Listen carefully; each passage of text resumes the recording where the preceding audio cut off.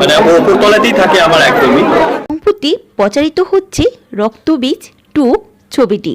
আর এই অনুষ্ঠানে দুই বন্ধু অঙ্কুশ আর মিমি আবারও একসাথে হাজির হয়েছেন আসন্ন সিনেমা রক্তবীজ 2 এর প্রচারে।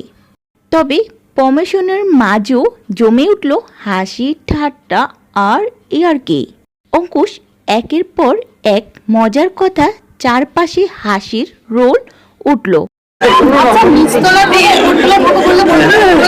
অঙ্কুশের এসব কথায় মিমি কিছুটা অস্বস্তিতে পড়ে যান, কারণ অঙ্কুশের এক এক কথায় মিমি খুবই লজ্জায় পড়ে যান।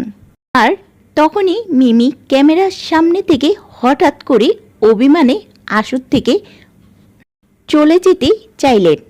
মুহূর্তের মধ্যে সেই ভিডিও ছড়িয়ে পড়ে সোশ্যাল মিডিয়াতে। দর্শকরা এখন প্রশ্ন তুলেছেন, এটা কি শুধু প্রমোশনের খেলা, নাকি সত্যি অঙ্কুশের ইয়ার্কিতে মিমি বিরক্ত হয়ে বেরিয়ে গেছেন?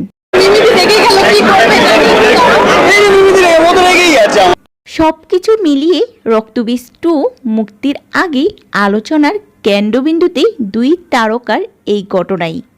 তো ভিউয়ার্স, আপনাদের কাছে কি মনে হলো অঙ্কুশ আর মিমির এই দুষ্টমি, ইয়ার্কি, খোলামেলা কথাবার্তা? অবশ্যই কমেন্টে জানাতে ভুলবেন না।